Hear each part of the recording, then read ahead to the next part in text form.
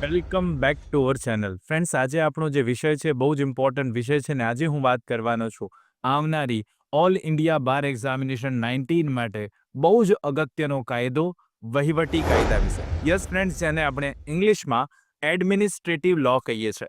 આજે આપણે આ વિડીયોમાં એડમિનિસ્ટ્રેટિવ લો જે આપણા ઓલ ઇન્ડિયા બાર એક્ઝામિનેશનના અભ્યાસક્રમમાં રહેલો છે તે કાયદાના મુખ્ય અને બહુ જ અગત્યના એમસીક્યુઝની ચર્ચા કરવાના છે જે આવનારી પરીક્ષા માટે બહુ જ ઇમ્પોર્ટન્ટ હશે. તો ફ્રેન્ડ્સ, આ વિડીયોને એન્ડ સુધી જોજો જેથી આપ સમજી શકો કે ઓલ ઇન્ડિયા બાર એક્ઝામિનેશન માટે આ વહીવટી કાયદાના કેવા પ્રકારના પ્રશ્નો પૂછાય છે ને આપ આ પ્રશ્નોના જવાબ કેવી રીતે ઇઝીલી સાચા આપી શકો. Friends, this is Chirag sir અને આપ જોઈ રહ્યા છો કોઈ પણ કાયદાને ગુજરાતી ભાષામાં ખૂબ જ સરળતાથી સમજાવતી ગુજરાતની નંબર 1 અને આપ સૌની મનપસંદ યુટ્યુબ ચેનલ રિયલ એજ્યુકેશન કેચિટ. જે પણ કોઈ સ્ટુડન્ટ ચેનલ પર આજે નવા છે પ્લીઝ ચેનલને સબસ્ક્રાઇબ કરી લો, બેલ નોટિફિકેશન આઇકોનને ઓન કરી લેજો જેથી આવનારા બહુ જ અગત્યના પ્રશ્નો અને ખાસ કરીને વિડીયોઝના નોટિફિકેશન આપ સૌને સૌથી પહેલા મળી જાય. બિલકુલ સમયને નહીં બગાડીએ, શરૂ કરીશું આજનો video.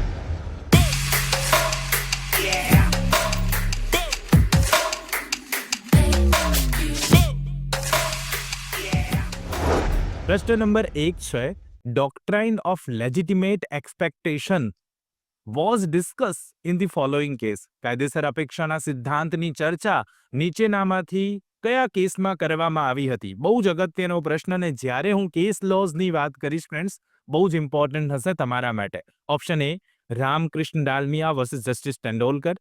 Option B MC Mehta વિરુદ્ધ union of India. Option C state of Madhya Pradesh versus Devman Upadhyaya. કે option D food corporation of India versus Mrs Kamdhenu cattle feed industry. શું આવશે સાચો જવાબ? અહીંયા પ્રશ્ન પૂછ્યો છે લેજિટિમેટ એક્સપેક્ટેશનનો જે સિદ્ધાંત છે એની ચર્ચા કયા કેસમાં કરવામાં આવી હતી?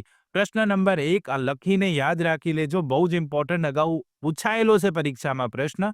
1 નંબરના પ્રશ્નમાં સાચો જવાબ ડી બની જશે, food corporation of India versus Kamdhenu cattle feed industry. સાચો જવાબ ડી બની જશે. વહીવટી કાયદાનો બહુ જ અગત્યનો પ્રશ્ન છે, આ યાદ રાખી લેજો. પ્રશ્ન નંબર 2 જુઓ.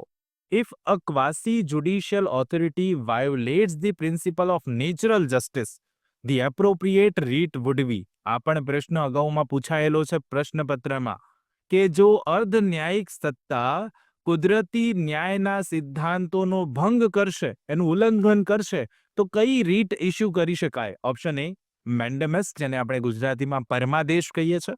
ઓપ્શન બી હેબિયસ કોર્પસ, જેને આપણે હેબિયસ કોર્પસની વાત હોય તો એ પણ એક અગત્યની રીટ છે, બંદી પ્રત્યક્ષીકરણ જેને આપણે કહીએ છીએ, habeas corpus. Okay. Option C quo warranto, જેને આપણે અધિકાર પૃચ્છા કહીએ છીએ. કે ઓપ્શન ડી સર્ટ્યુરરી, જેને આપણે ઉત્પ્રેષણ કહીએ છીએ. તો જ્યારે ક્વાસી જ્યુડિશિયલ ઓથોરિટી એ કુદરતી ન્યાયના સિદ્ધાંતોનું ઉલ્લંઘન કરશે તો નીચેનામાંથી કઈ રીટ ઇસ્યુ કરી શકાય? 4 રીટો આપણને આપી દીધી, મેન્ડેમસ, હેબિયસ કોર્પસ, ક્વા વોરંટો કે પછી ઉત્પ્રેષણ. શું આવશે સાચો જવાબ? તો પ્રશ્ન નંબર 2 માં સાચો જવાબ ડી આવે. જ્યારે ક્વાસી જ્યુડિશિયલ ઓથોરિટી એટલે કે અર્ધ ન્યાયિક સત્તાઓ જે છે એ કુદરતી ન્યાયનો ભંગ કરશે તો સર્ટ્યુરરી એટલે કે ઉત્પ્રેષણની રીટ ઇસ્યુ કરી શકાશે. તો 2 નંબરના પ્રશ્નમાં પણ D will be correct answer. પ્રશ્ન નંબર 3 જોઈએ. The second principle of rule of law, જેને એવી ડાયસીના રૂલ્સ કહીએ છીએ આપણે, એ કોની સાથે સંબંધિત છે? Second principle of rule of law. Option A equal protection of the law, કાયદાઓનું સમાન રક્ષણ. Option B equality before law, કાયદા સમક્ષ સમાનતા. Option C dignity of the individual, એટલે કે વ્યક્તિનું ગૌરવ. કે ઓપ્શન ડી એડમિનિસ્ટ્રેટિવ કોર્ટ્સ, એટલે કે વહીવટી અદાલતો. તો પ્રશ્ન નંબર 3 માં શું આવશે સાચો જવાબ? પ્રશ્ન એવો પૂછ્યો છે કે એવી ડાયસીના જે રૂલ ઓફ લો છે એમાં સેકન્ડ પ્રિન્સિપલ જે છે એ કોની સાથે સંકળાયેલો છે? પ્રશ્ન નંબર 3 માં સાચો જવાબ શું આવે? પ્રશ્ન નંબર 3 માં સાચો જવાબ આવી જશે B, equality before law. Okay. A V ડાયસીનો second principle of rule of law ની વાત હોય તો આપણો સાચો જવાબ બી આવે. તે વાત કોની સાથે સંબંધિત છે? કાયદા સમક્ષ સમાનતા સાથે સંબંધિત છે. પ્રશ્ન નંબર 3 માં સાચો જવાબ એટલા માટે બી બની જશે. પ્રશ્ન નંબર 4 જોઈએ. Nemo judex in causa sua, meaning no man can judge his own case, was first stated by ખાલી જગ્યા in Dr. Bonham's case. Nemo judex in causa સુઆનો મતલબ શું થાય? કોઈ પણ માણસ પોતાના કેસનો ન્યાય કરી શકતો નથી, એટલે પોતે પોતાના કેસમાં કોઈ વ્યક્તિ જજ બની શકે નહીં, એવું સૌ પ્રથમ ડોક્ટર બોનહામના કેસમાં જણાવવામાં આવ્યું હતું. પણ આ જણાવ્યું કોણે હતું નીચેનામાંથી? ઓપ્શન એ લોર્ડ ગ્રેએ જણાવ્યું હતું, ઓપ્શન બી લોર્ડ હવર્ડે જણાવ્યું, ઓપ્શન સી લોર્ડ એડવર્ડ કોકે જણાવ્યું, કે ઓપ્શન ડી લોર્ડ મોલ્ટને જણાવ્યું. શું આવશે સાચો જવાબ? પ્રશ્ન નંબર 4ની વાત હોય અને સૌથી પ્રથમ આ કોન્સેપ્ટ આવ્યો હતો કે કોઈ પણ વ્યક્તિ પોતાના જ કેસમાં જજ બની શકે નહીં. એ કેસ જે હતો એ ડોક્ટર બોનહમ્સનો કેસ હતો અને આ કેસમાં કોણે એવું જણાવ્યું હતું કે કોઈ પણ વ્યક્તિ પોતાના કેસમાં ન્યાય કરી શકે નહીં? 4 નંબરમાં સાચો જવાબ સી આવશે. લોર્ડ એડવર્ડ કોકે આવું જણાવ્યું હતું અને આ બહુ અગત્યનું બની જાય. અગાઉ આ પ્રશ્ન પણ પરીક્ષામાં પૂછાયેલો છે અને યાદ રાખવા જેવો પ્રશ્ન છે. કુદરતી ન્યાયના સંદર્ભે આ પ્રશ્ન છે. 4 નંબરના પ્રશ્નમાં સાચો જવાબ સી બનશે, લોર્ડ એડવર્ડ કોક. પ્રશ્ન નંબર 5 જોઈએ.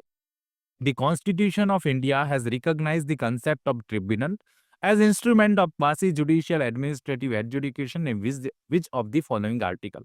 ભારતના બંધારણે નીચેનામાંથી કયા અનુચ્છેદમાં અર્ધન્યાયિક વહીવટી નિર્ણયના સાધન તરીકે ટ્રિબ્યુનલ્સની વિભાવનાઓને માન્યતા આપી છે? તો કયા એવા સાધનો છે, કયા એવા પર્ટિક્યુલરલી કયા અનુચ્છેદમાં એવું જણાવેલું છે કે જ્યુડિશિયલ એડમિનિસ્ટ્રેટિવ એડજુડિકેશન માટે આ જે પર્ટિક્યુલરલી ટ્રિબ્યુનલ્સનો કોન્સેપ્ટ આવ્યો હશે એ કયા પર્ટિક્યુલર અનુચ્છેદોમાં છે? આપણને એવું પૂછેલું છે. અનુચ્છેદ 39A અને 39B, અનુચ્છેદ 323A અને 323B, અનુચ્છેદ 368 કે પછી અનુચ્છેદ નંબર 202A અને 202B. શું આવશે સાચો જવાબ? કોન્સેપ્ટ ઓફ ટ્રિબ્યુનલ ક્યાં છે એવો સ્પષ્ટ વાત કરવામાં આવી છે. 5 નંબરના પ્રશ્નમાં સાચો જવાબ બી આવે. ભારતીય બંધારણના અનુચ્છેદ નંબર 323 અને એ અને 323B જોશો તો ત્યાં પર્ટિક્યુલરલી રિકોગ્નાઇઝ કરવામાં આવ્યો છે કોન્સેપ્ટ ઓફ ટ્રિબ્યુનલ, અને એ પણ ઇન્સ્ટ્રુમેન્ટ ઓફ ક્વાસી જ્યુડિશિયલ એડમિનિસ્ટ્રેટિવ એડજુડિકેશન માટે. આ બહુ જ અગત્યનો પ્રશ્ન છે. 5 નંબરના પ્રશ્નમાં જવાબ બી આવે, આર્ટિકલ 323A 323B. પ્રશ્ન નંબર 6 જુઓ. હવે વાત આવી Donoughmore committee report on ministers powers 1932 relate to. મંત્રીની સત્તા 1932 પર ડોનમોર સમિતિનો અહેવાલ નીચેનામાંથી કોની સાથે સંબંધિત છે? હવે પ્રશ્ન સિમ્પલ નથી, અઘરો પ્રશ્ન છે, પણ આ પ્રશ્ન પણ અગાઉ પરીક્ષામાં પૂછાયેલો છે. ડોનમોર કમિટી રિપોર્ટ જે છે એ મંત્રીઓના સત્તા વિશે 1932ની સાથે સંબંધિત છે, પણ કયા દેશની વાત થઈ રહી છે અહીંયા? ઇંગ્લેન્ડ, ઓસ્ટ્રેલિયા, યુએસએ કે ઉપરોક્તમાંથી કોઈ નહીં? તો પ્રશ્ન નંબર 6 ડોનમોર કમિટી રિપોર્ટની વાત હશે તો આપણો જવાબ એ આવે, England. What will be correct answer? A will be correct answer. અહીંયાથી ઇંગ્લેન્ડ સાચો જવાબ બની જશે. પ્રશ્ન નંબર 7 જોઈએ. આપણે કેસ લો છે ને બહુ અગત્યનો કેસ લો છે, અને લખીને તો લખીને પણ યાદ રાખી લેજો. The requirement to give reasons in administrative decisions which affect the rights and liabilities has been held to be mandatory by the Supreme Court in the case of. અધિકારો અને જવાબદારીઓને અસર કરતા વહીવટી નિર્ણયોમાં કારણો આપવાની જરૂરિયાતને સર્વોચ્ચ અદાલત દ્વારા કયા કેસમાં ફરજિયાત ગણવામાં આવી છે? કે જ્યારે તમે વહીવટી નિર્ણય લઈ રહ્યા છો અને એ પણ કોઈ વ્યક્તિના અધિકાર, કોઈ વ્યક્તિની જવાબદારી સંદર્ભે, ત્યારે બહુ જ અગત્યનું છે એમાં તમારે રીઝન્સ આપવા જોઈએ. એવું સુપ્રીમ કોર્ટે નીચેનામાંથી કયા કેસમાં ફરજિયાત ગણાવ્યું છે? Option A SN Mukherjee versus union of India, option B state of Orissa versus Bina Pani Devi, option C state of Maharashtra versus Jalgaon municipal council, કે option D Motilal Padmavat sugar mills company limited versus state of UP. શું આવશે સાચો જવાબ? બહુ અગત્યનો પ્રશ્ન છે અને આને મેં પહેલા જ કહી દીધું, આપણે લખીને તો લખીને યાદ રાખી લેજો.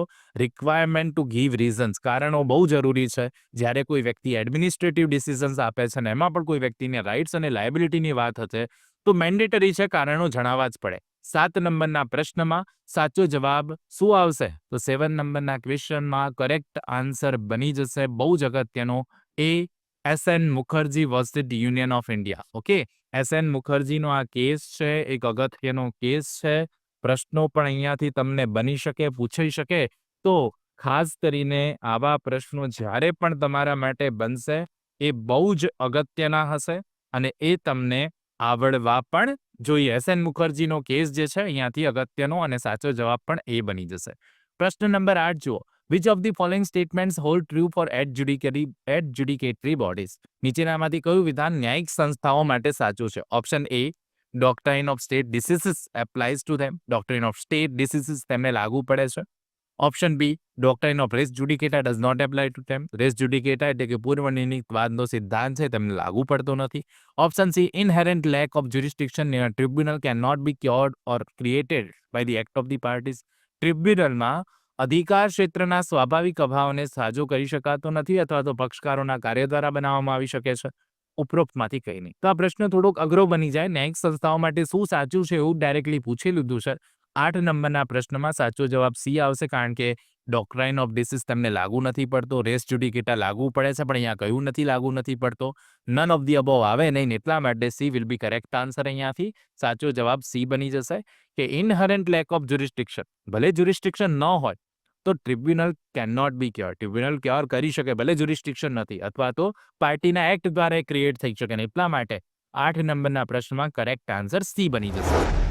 મિત્રો, આપણે જાણીએ છીએ તેમ ઓલ ઇન્ડિયા બાર એક્ઝામિનેશન એક ઓપન બુક એક્ઝામ હોય છે અને તમે આ એક્ઝામમાં 2 રેક્ટ્સ લઈને જઈ શકો છો.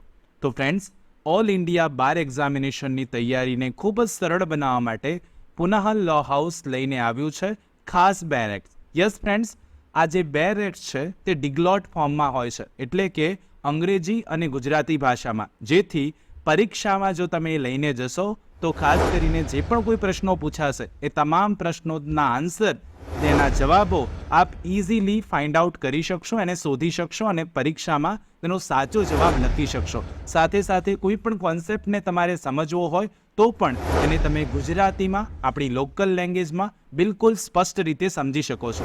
ફ્રેન્ડ્સ, આ જે 2 રેક્ટ છે એ નવા સિલેબસ મુજબ છે અને જેટલું પણ એમાં જરૂરી છે પ્રમાણે દરેક વસ્તુ એડ થયેલી છે, જેથી તમે ઇઝીલી એની તૈયારી કરી શકો છો, પરીક્ષામાં પણ સાથે લઈને જઈ શકશો. અને આ સંપૂર્ણ રીતે જ્યારે તમે 2 રેક્ટ મંગાવો છો ત્યારે એ પણ તમારે માટે ફાયદાની વાત એ પણ છે કે જો તમે આ 2 રેક્ટ્સ મંગાવશો તો ગુજરાતના કોઈ પણ ખૂણામાં એની ફ્રી ડિલિવરી કરી આપવામાં આવશે ફ્રેન્ડ્સ. અને સાથે સાથે ફ્રેન્ડ્સ, આ બુકની સાથે એક બીજી બુક પણ રિફર કરું છું, જે છે આપણા ઓલ્ડ પ્રશ્નપત્રો, ઓલ ઇન્ડિયા બાર એક્ઝામિનેશનના old question, previous question paper જે છે એ પણ, એની પણ એક બુક છે જે પુનાહલ લો હાઉસે બહાર પાડી છે ને જે તમારા માટે બહુ જ ઉપયોગી સાબિત થવાની છે. તમે એ પેપર સોલ્યુશન કરશો તો એનાથી તમને ઘણો બધો ફાયદો થવાનો છે. તો ફ્રેન્ડ્સ, રાહ શાની જુઓ છો? જો તમારી પાસે 2 રેક્ટ નથી તો આજે ને આજે સ્ક્રીન પર આપેલો નંબર છે, ડિટેલ્સ મેં આપી દીધી છે સ્ક્રીન પર, આપ એ 2 રેક્ટ્સ મંગાવી શકો છો અને સાથે સાથે એની એ રીતે તૈયારી પણ કરી શકો છો, જે આપને આ તૈયારી કરવામાં બહુ જ સરળતા રહેશે આ 2 રેક્ટ્સથી. પ્રશ્ન નંબર 9 જોઈએ. The maxim audi alteram partem denotes. આ બહુ જ પૂછાય છે, બહુ એટલે બહુ જ પૂછાય છે. હું તમને વારંવાર આ પ્રશ્નો કહેતો રહીશ. ધી મેક્સિમ, જે લીગલ મેક્સિમ પૂછાય છે એના પર બહુ ધ્યાન આપવું પડશે. જો તમારે આ એક માર્ક લેવો છે તો આ ધ્યાન બહુ આપવું પડે. The maxim audi alteram partem denotes to. જે મેક્સિમ છે ઓડી અલ્ટ્રમ પાર્ટમ શું સૂચવે છે? તો ઓડી અલ્ટ્રમ પાર્ટમ માટે અહીંયા ઓપ્શન આપ્યા. નો વન શેલ બી જજ ઓન હિઝ ઓન કેસ. પોતાના કેસમાં કોઈ વ્યક્તિ જજ બની શકે નહીં. No one shall be condemn unheard. કોઈ વ્યક્તિને સાંભળ્યા વિના નિંદા કરવામાં આવશે નહીં. Rights are better than duties. ફરજો કરતા અધિકારો વધુ સારા છે. None of the above. ઉપરોક્તમાંથી કોઈ નહીં. તો પ્રશ્ન નંબર 9માં સાચો જવાબ શું આવે? ઓડી. ઓડી એટલે શું? ઓડિયો. ઓડિયો પરથી શબ્દ બન્યો ઓડી.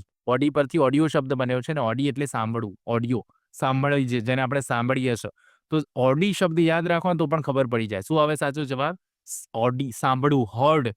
તો અહીંયા B will be correct answer. No one shall be condemn unheard. કોઈ વ્યક્તિને સાંભળ્યા વિના અને કન્ડેમ કરી શકાય નહીં. એટલા માટે 9 નંબરના પ્રશ્નમાં સાચો જવાબ બી છે. બહુ જ ઇમ્પોર્ટન્ટ આ પ્રશ્ન છે. પ્રશ્ન નંબર 10 અને આજનો લાસ્ટ ક્વેશ્ચન, જેનો આન્સર આપશો એ મને કોમેન્ટ કરીને જરૂરથી આપવાનો છે. અગાઉ પૂછાયેલો પ્રશ્ન છે, આપ સૌને ખબર જ હશે. પ્રશ્ન નંબર 10ની વાત કરું તો the words ombudsman is derived from. Ombudsman જે શબ્દ છે એ નીચેનામાંથી ક્યાંથી આવે છે? કયા વહીવટમાંથી આવે છે? Option A, French administration, French વહીવટ. Option B, British administration. Option C, Swedish administration. કે ઓપ્શન ડી, જર્મન એડમિનિસ્ટ્રેશન. શું આવશે સાચો જવાબ? પ્રશ્ન નંબર 10નો જવાબ આપશો હંમેશાની જેમ મને કોમેન્ટ કરીને જરૂરથી આપવાનો છે. આપ સૌને રિક્વેસ્ટ છે કે પ્લીઝ કોમેન્ટ જરૂરથી કરજો. ચેનલ પર આજે જે પણ કોઈ સ્ટુડન્ટ નવા છે એમને પણ રિક્વેસ્ટ કરું છું કે પ્લીઝ ચેનલને સબસ્ક્રાઇબ કરી લેજો. ફ્રેન્ડ્સ, આઈ હોપ સો આજનો આ વિડીયો આપ સૌને સારો લાગ્યો હશે. સારું લાગ્યું હોય તો એક લાઇક કરજો. ચેનલ પર નવા હો તો ચેનલને સબસ્ક્રાઇબ કરીને બેલ નોટિફિકેશન આઇકોનને ઓન કરી લો, જેથી અગત્યના વિડીયો આવે તો તેનું નોટિફિકેશન સૌથી પહેલા તમને મળી જાય. એક લાઇક આ વિડીયો માટે અને સાથે સાથે આપના મિત્રો જે ઓલ ઇન્ડિયા બાર એક્ઝામ આપવાના છે એમને પણ આ વિડીયો જરૂરથી શેર કરી દેજો. આપણે મળીએ નેક્સ્ટ વિડીયોમાં. ત્યાં સુધી જોતા રહો મારી ચેનલ રિયલ એજ્યુકેશન કેચ. ખૂબ ખૂબ ધન્યવાદ. ખૂબ ખૂબ આભાર.